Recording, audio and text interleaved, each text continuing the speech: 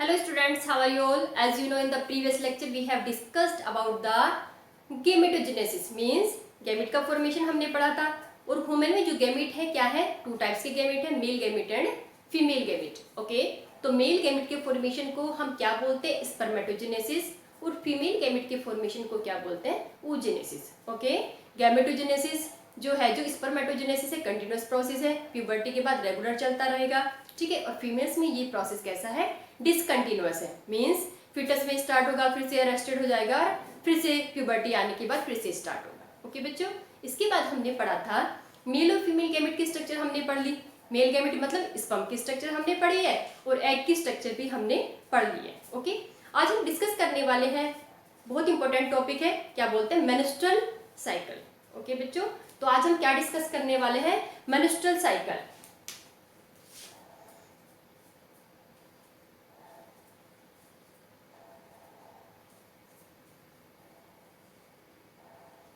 Menstrual cycle means the reproductive cycle of the primates. Okay, जो primates की reproductive cycle है, reproductive cycle of primates, और primates कौन है, apes, monkeys and human।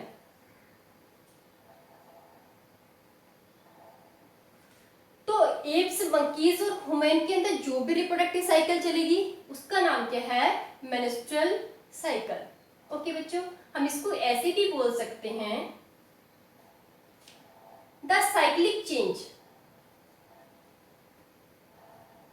The cyclic change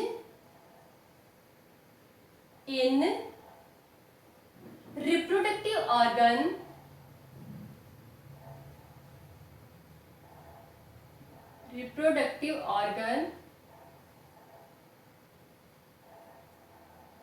of primate female is known as menstrual cycle. Okay, क्या बोलेंगे, menstrual cycle. अब ये साइकिल है, ठीक है, इसका इंडिकेशन कहाँ से मिलता है, मेंस्ट्रुएशन से। और मेंस्ट्रुएशन कब स्टार्ट होगा, प्यूबर्टी पे। ओके, हमने कहा कि जो मेंस्ट्रुअल साइकिल है, जो साइक्लिक चेंज है, उसमें एक स्टेप क्या है, मेंस्ट्रुएशन, जिसमें क्या होगा, वजाना के थ्रू एंडोमेट्रियम ब्रेक डाउन होके फ्लो करेगी ब्लड की फॉर्म में, जिसे हम पीरियड भी बोलते हैं। ओके बच्चों, तो जो फर्स्ट मेंस्ट्रुएशन होगा वो कब होगा, प्यूबर्टी पे, ठीक है। आफ्टर प्यूबर्टी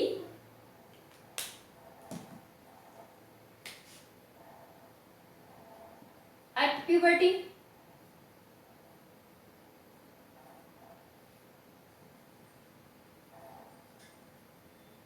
मेंस्ट्रुएशन स्टार्ट, कि मेंस्ट्रुएशन स्टार्ट होता है।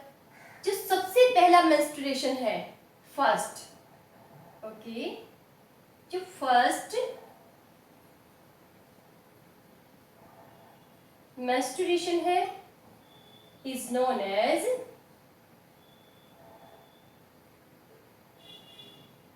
मेनार्क। क्या बोलते हैं इसको, मेनार्क। ओके बच्चों, अभी जो मेंस्ट्रुअल साइकिल है इसको 4 फेज में डिवाइड करते हैं। कितनी फेज में डिवाइड करते हैं, 4 फेजेस में डिवाइड करते हैं। ओके, क्या है, 4 phase, it completes into 4 phases. जो सबसे पहली वाली फेज है, ठीक है, और क्या है, ये कितने डेज की साइकिल है, it is 28 days cycle. Very कर सकती है किसी किसी फीमेल में 2 या 3 डेज। ओके, कितने डेज की साइकिल है, नॉर्मली 28 डेज, बट किसी किसी फीमेल में वेरी करेगी 2 और 1 डे। ओके, 4 फेजेस में इसको डिवाइड करते हैं। कौन कौन सी फेजेस हैं, सबसे पहले वाली फेज को बोलते हैं मेंस्ट्रुएशन। ओके, और कितने डेज तक चलती है ये? 3 to 5 डेज। ओके बच्चों, आइडेंटिफिकेशन क्या है कि इसमें जो एंडोमेट्रियम ब्रेक डाउन होगी और ब्लीडिंग की फॉर्म में वजाइना के थ्रू फ्लो करेगी। ओके, सेकंड जो पार्ट है, सेकंड जो फेज है उसे बोलते हैं फॉलिकुलर फेज। क्या है? Follicular phase. ओके बच्चों, ये जो फॉलिकुलर फेज है इसमें क्या होगा? फॉलिकल्स का डेवलपमेंट होगा। मींस जो प्राइमरी फॉलिकल्स हैं वो किस में कन्वर्ट होंगे? ग्रेफियल फॉलिकल में। साथ साथ में क्या होगा? ग्रेफियल फॉलिकल या जो फॉलिकुलर सेल है वो क्या करती है? वो सिक्रीट करती है एस्ट्रोजन को। ठीक है, जैसे जैसे एस्ट्रोजन का लेवल बढ़ेगा एंडोमेट्रियम की थिकनेस भी इंक्रीज होगी। ओके, इसीलिए जो फॉलिकुलर फेज है उसका दूसरा नाम क्या है? Proliferative phase. क्या बोल सकते हैं इसको? प्रोलिफेरेटिव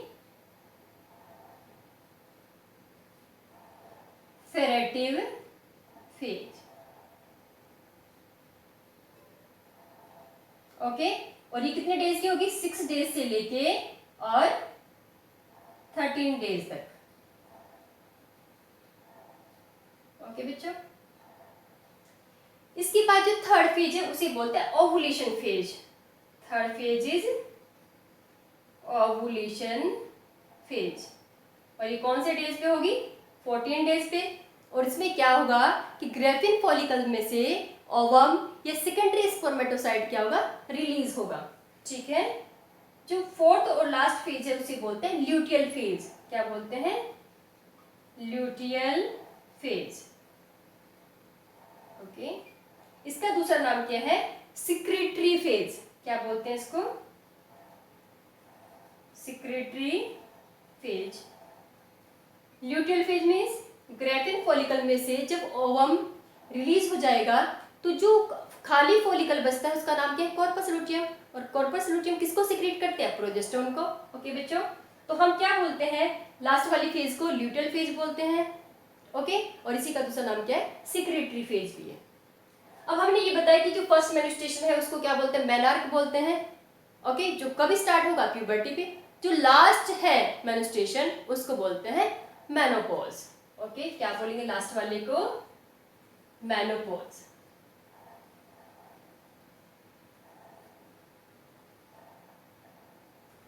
मेनोपॉज बोलते हैं। और कौन सी एज में स्टार्ट होगा? 52 years. Okay, 52 years.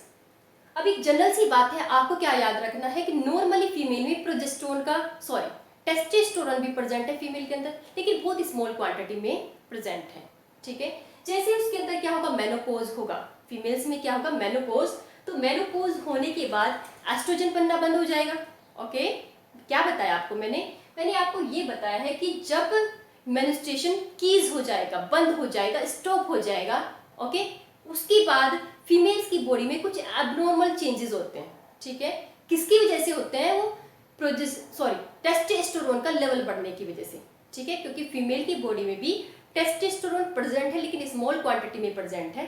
Okay, menopause होने के बाद एस्ट्रोजन का फॉर्मेशन बंद हो जाएगा, तो एस्ट्रोजन की वजह से उसके अंदर कौन से करेक्टर बनते हैं? Secondary sexual characteristic. ओके, वो सब क्या हो जाएंगे?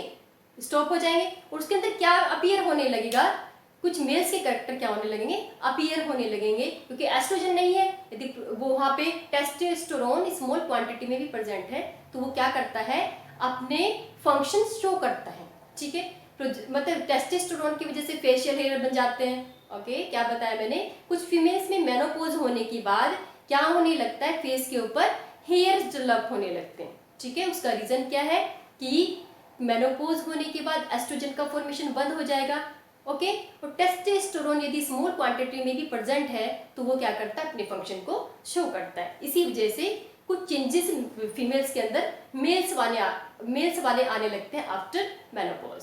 ओके, अभी हमने बताया कि हमें इसे 4 फेजेस में डिवाइड करते हैं, तो इसको हमें डायग्राम की हेल्प से एक्सप्लेन करते हैं कि ये जो चेंजेस हैं, ये जो मेंस्ट्रुअल साइकिल है इसमें ओवरी में क्या चेंज होगा, यूट्रस के अंदर क्या क्या चेंजेस हैं, ओवरी के अंदर जो हार्मोन है एस्ट्रोजन और प्रोजेस्टेरोन, ठीक है, 28 डेज में उनके अंदर क्या क्या चेंजेस हो गए। ओके, और जो पिट्यूटरी ग्लैंड के हार्मोन है, फॉलिकल स्टिमुलेटिंग हार्मोन और ल्यूटिनाइजिंग हार्मोन, उनके अंदर इन 28 डेज में क्या क्या चेंजेस होंगे। ओके बच्चों, तो देखिए जरा, तो अभी हम एक्सप्लेन करते हैं क्या।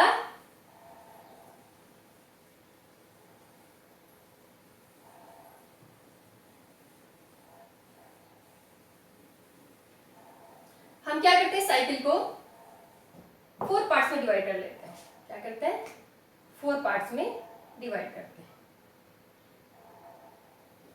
ओके बच्चों, 1, 3, 5, 7, 9, 11, 13,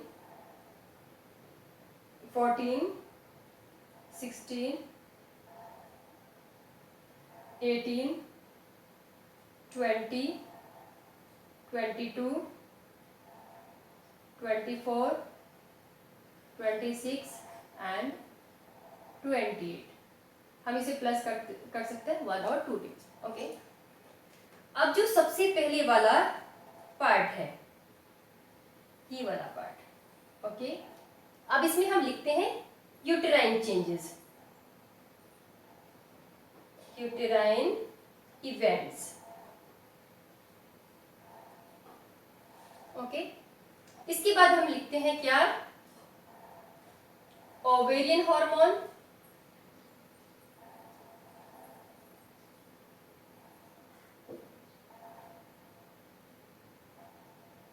ओके, ओवेरियन हार्मोन के बाद ओवेरियन इवेंट, यहाँ पे क्या है, ओवेरियन इवेंट्स।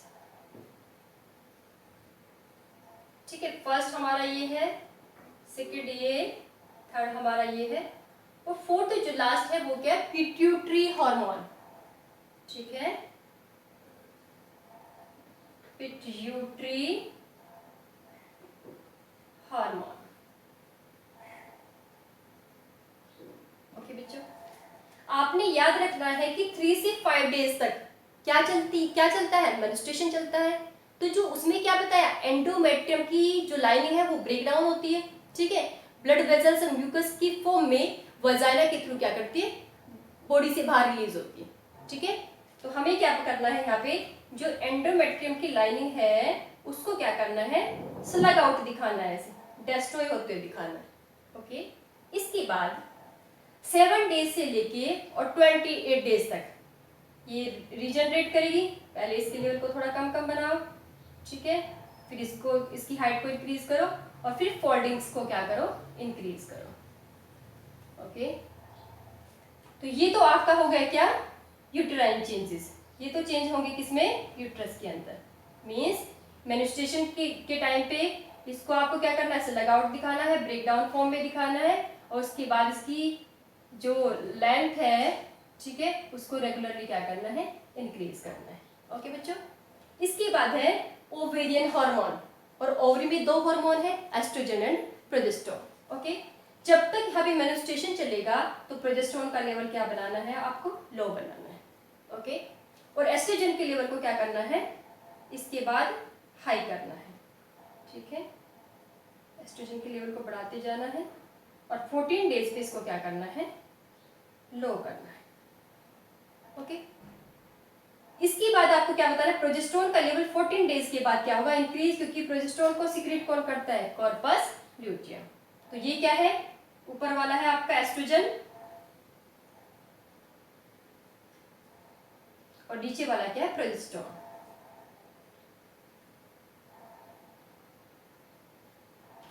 प्रोजेस्टेरोन को कहां से दिखाना है, 14 डेज के बाद इसके लेवल को हाई करना है। ठीक है, इसके बाद आपका ओवेरियन इवेंट, मीन्स हमें फॉलिकल्स का डेवलपमेंट दिखाना है। ठीक है, फॉलिकल्स में सबसे पहले हम बनाएंगे प्राइमरी फॉलिकल। ठीक है, प्राइमरी फॉलिकल के बाद हम बनाएंगे सेकेंडरी फॉलिकल, सेकेंडरी के बाद बताएंगे हम टर्सरी फॉलिकल, जिसमें एंट्रम भी है। ओके, और इसके बाद लास्ट हम बनाएंगे ग्राफियन फॉलिकल, जिसमें क्या है, सेकेंडरी oocyte। ओके, क्या प्रेजेंट है इसके अंदर, सेकेंडरी oocyte। 14 डेज पे क्या होगा, ओवुलेशन, मींस ये जो आपका फॉलिकल है ग्राफियन फॉलिकल, इसमें से क्या रिलीज हो जाएगा, सेकेंड्रियोसाइट। नॉर्मली तो हम ओवम बोलते हैं, लेकिन रिलीज क्या होता है यहाँ पे, सेकेंड्रियोसाइट। तो ये आपको दिखाना है 14 डेज पे। ओके, इसके बाद 14 के बाद यहाँ पे क्या बन जाएगा, कॉर्पस ल्यूटियम। ये क्या है, कॉर्पस ल्यूटियम। यदि फर्टिलाइजेशन ना हो, ठीक है, एग फर्टिलाइज ना हो, तो ये जो कॉर्पस ल्यूटियम है ये क्या हो जाएंगे, श्रिंक हो जाएंगे, जिसे बोलते हैं कॉर्पस अल्बिकेंस। ठीक है, ये क्या आ जाएंगे साइज में छोटे बना। ओके बच्चों, इसके बाद है पिट्यूटरी ग्लैंड के हार्मोन। और पिट्यूटरी ग्लैंड क्या करते हैं, दो हार्मोन को सीक्रेट करती है, follicle stimulating hormone and luteinizing hormone. Okay, ये जो हार्मोन है ल्यूटिनाइजिंग हार्मोन, इसका लेवल आपको बनाना है किस पे, 14 डेज पे सबसे हाई बनाना है। ठीक है, ल्यूटिनाइजिंग हार्मोन को क्या करेंगे आप, 14 डेज पे सबसे हाई बनाएंगे। ओके, क्योंकि ये किस में हेल्प करता है, ये ओवुलेशन में हेल्प करता है। 14 डेज पे जब ल्यूटिनाइजिंग हार्मोन का लेवल सबसे हाई होगा, उसे हम क्या बोलते हैं, एलएच सर्ज। इंपॉर्टेंट टर्म है, याद रखना, कब हाई होगा, 14 डेज पे हाई होगा, जिसे हम क्या बोलते हैं, एलएच सर्ज। ओके, और ये जो फॉलिकल स्टिमुलेटिंग हार्मोन है, इसका लेवल रेगुलर हाई होगा। ठीक है, 13 डेज पे सबसे हाई, और इसके बाद क्या हो जाएगा, लो, और फिर से स्टार्ट हो जाएगी प्रोसेस। ओके, तो मैंने क्या बताया आपको, हमने ये बताया कि यदि आपको ये जो इवेंट्स हैं, ये जो फेज हैं, किसमें, मेंस्ट्रुअल साइकिल में, यदि आपको उसको डायग्राम की हेल्प से बताना हो, या ये बताना है कि इस वाली मतलब इस वाले साइकिल में ओवरी में क्या चेंज हो रहा है, ओवरी के हार्मोन्स में क्या चेंज हो रहा है, यूट्रस के अंदर क्या क्या चेंजेस हो रहे हैं, तो आपको ये बताना है कि ये 3 से 5 डेज तक का जो साइकिल है, इसको बोलते हैं मेंस्ट्रुएशन। ये वाला मेंस्ट्रुएशन है। ओके, यहाँ से यहाँ तक की फेज क्या है, यहाँ पे फॉलिकुलर फेज है या प्रोलिफेरेटिव फेज है, ये क्या है, ओवुलेशन है, और ओवुलेशन के बाद ये वाली फेज क्या है, सारी की सारी these are the luteal phase. Okay बच्चों, इसके बाद एक बार हम डिस्कस कर लेते हैं एस्ट्रस साइकिल को। ठीक है, जो एस्ट्रस साइकिल है किसमें मूव करती है, ये करती है नॉन प्राइमेट्स में मूव। ओके बच्चों, किसमें चलती है वो चलती है नॉन प्राइमेट्स में। ओके, नॉन प्राइमेट्स में क्या, मैमल्स है। ओके, वो भी मैमल्स हैं, लेकिन उनकी रिप्रोडक्टिव ऑर्गन में जो चेंजेस हैं वो रेगुलर चेंजेस नहीं है। ठीक है, सीजनल है। क्या है, सीजनल, इसीलिए उन्हें हम क्या बोलते हैं, सीजनल ब्रीडर बोलते हैं। क्या बोलते हैं इनको, एस्ट्रस साइकिल। किसमें चलती है ये, नॉन प्राइमेट्स में। फॉर एग्जाम्पल क्या है, rat, rabbit, deer, cow, etcetera. ठीक है, ये जो मैमल्स हैं, ओके, इनमें जो रिप्रोडक्टिव ऑर्गन प्रेजेंट है उनमें सीजनली चेंज होता है। ओके, सीजनली चेंज होता है, इसलिए इन्हें क्या बोलते हैं, सीजनल ब्रीडर। क्या बोलते हैं इनको, सीजनल ब्रीडर। जब ये रिप्रोडक्शन के लिए एक्टिव होते हैं, इसे बोलते हैं हीट पीरियड। क्या बोलते हैं, हीट पीरियड। ओके, जिस सीजन में एक्टिव होंगे रिप्रोडक्शन के लिए, इनको जो रिप्रोडक्टिव ऑर्गन है, ओके, वो क्या करते हैं, जैसे यूट्रस है तो उसकी लाइनिंग क्या हो जाएगी, थिक हो जाएगी। सपोज करो फर्टिलाइजेशन नहीं हुआ, उस पीरियड में फर्टिलाइजेशन नहीं हुआ, तो ये जो यूट्रस की लाइनिंग है वो ब्रेक डाउन नहीं होगी, क्या हो जाएगी, श्रिंक हो जाएगी। क्या बताया आपको, जैसे ह्यूमन में क्या होता है कि सपोज करो ये यूट्रस है। ओके, क्या है, यूट्रस, और यूट्रस में क्या है, यहाँ पे एंडोमेट्रियम। ओके, और इन एंडोमेट्रियम के यहाँ पे क्या है, फर्टिलाइज एग क्या करता है, अटैच होता है। ओके, यदि फर्टिलाइजेशन ना हो तो ये क्या होती है, ब्रेक डाउन होकर फ्लो करने लगती है इधर से। ओके, लेकिन जितने भी नॉन प्राइमेट्स हैं उनकी जो यूट्रस है उसके अंदर क्या होगा कि जो लाइनिंग थिक हुई है, ठीक है, for receiving the fertilize egg. यदि फर्टिलाइजेशन नहीं होगा तो ये क्या हो जाएगी, ये स्लग आउट नहीं होगी, यहाँ से ब्रेक डाउन नहीं होगी, क्या हो जाएगी, श्रिंक हो जाएगी वहीं पे। इसीलिए जो ये प्राइमेट्स हैं इनमें क्या नहीं होता है, these animals do not have menstrual cycle, menstruation इनमें क्या है, absent है। ओके बच्चों, तो ये भी डिफरेंसेस है किसके बीच में, कि एस्ट्रस साइकिल में और मेंस्ट्रुअल साइकिल में। क्या बताया है, मेंस्ट्रुअल साइकिल मींस जो भी रिप्रोडक्टिव साइकिल है वुमेन के अंदर या प्राइमेट्स के अंदर, उसे हम क्या बोलते हैं, मेनिस्ट्रुअल साइकिल बोलते हैं। ठीक है, कैसा इंडिकेशन है, कैसे इंडिकेट करते हो आप कि मेनिस्ट्रुएशन स्टार्ट हुआ कि नहीं। प्यूबर्टी पे क्या होता है कि पीरियड स्टार्ट होते हैं, जिसे हम क्या बोलते हैं कि जिससे हमें इंडिकेशन मिलता है कि मेनिस्ट्रुअल साइकिल शुरू हो गई है। ओके, कितनी फेज में डिवाइड करते हैं, 4 फेजेस में डिवाइड करते हैं, और वो मैंने आपको डिटेल में बता दिया। आगे फर्दर लेक्चर में हम पढ़ेंगे फर्टिलाइजेशन।